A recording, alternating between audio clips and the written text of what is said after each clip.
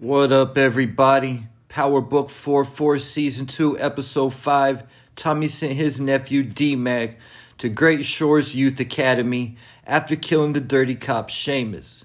Not because he was worried about him getting caught, but more worried that Diamond would do something to him.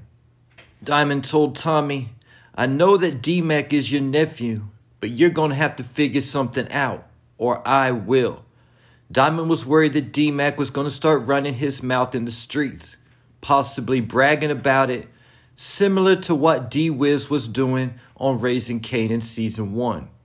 And we know now, more than ever, that Diamond will go to whatever lengths necessary to keep from going back to prison. And we also know that Diamond doesn't have a problem killing a 16-year-old.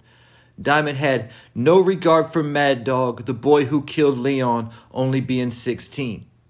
But now we have a problem, Houston. D-Mac was having a hard time at the camp and ended up assaulting one of the other kids and running away. Now keep in mind that Tommy supposedly had eyes and ears on D-Mac 24/7. If this was true, how was D-Mac able to escape without Tommy being notified? But before JP got the official word from the school, Tommy received a phone call he ignored because he was busy kissing Maria. Maria told Tommy he should answer it. It might be important. I think this was the person calling Tommy to tell him about D-Mac. So I guess we won't be finding out how Tommy had eyes and ears on D-Mac, at least for now. Then JP got the phone call from Great Shores about D-Mac. But if you were paying attention to that phone call, the woman calling said JP's full name, and it is John Patrick Gibbs. I already made a video talking about the theory of JP being Ghost, James St. Patrick's twin brother in another video. I'll leave a link in the description. But obviously there's something going on here. Either this is confirmation that there's something to that theory, if not twin brothers, then brothers, or the writers are completely trolling us. Because if you just drop the Saint, you have James and John Patrick. Also, parents will often name their kids with the same first initial of the first name and the same middle name. For example, I have cousins who is named Joshua Michael and Jared Michael. But James and John are even more significant because they are also both biblical names. There was also people who questioned if St. Patrick was Ghost's actual last name during OG Power, or did he have it changed at some point. Keep in mind, somebody walked in Truth looking for Ghost, and they said they were expecting to meet a fat Irish owner with the last name like St. Patrick.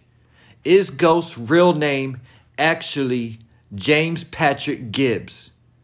But moving along, after receiving the phone call from Great Shores Academy, JP went looking for D-Mac and went straight to Marshall's where D-Mac was hanging out playing video games. At this point, I am guessing a significant amount of time has went by on Season 2 for JP to know Marshall and to even know where he lives.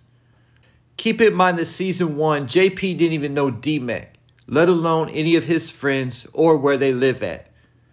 But one of my questions is that apartment Marshall's apartment, or does Marshall live with his mom? Marshall has been running the streets since he was a kid, just like D-Mac, and we haven't heard anything about his parents. Although we do know that he has a cousin in Gary, Indiana, but I'm guessing that is Marshall's own place since he works for CBI and has his own money. Getting me to the theory I want to throw out there and put in the back of y'all minds today, and that is Marshall is Diamond's mystery son. We learned from the Crew Has It podcast interview with Ahmad Ferguson, who plays Marshall, that Marshall is 1 year younger than D-Mac. This would have made him 15 years old when the show began, maybe 16 by now because I'm not sure how much time has passed since Season 1 began. Now also keep in mind that Diamond did a 15-year prison bid. If Diamond would have got Marshall's mother pregnant soon before going to prison, plus the 9 months of pregnancy, you would get a kid right around Marshall's age.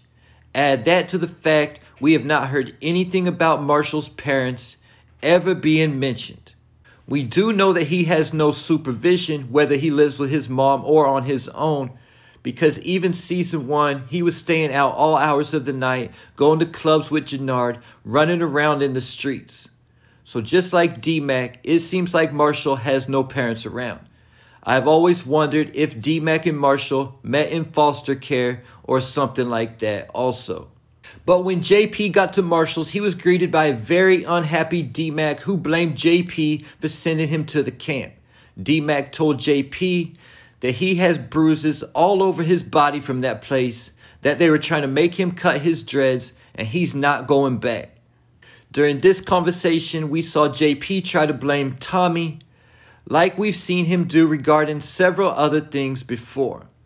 But this time, it was D-Mac who wouldn't let JP do that and said that JP had abandoned him twice now.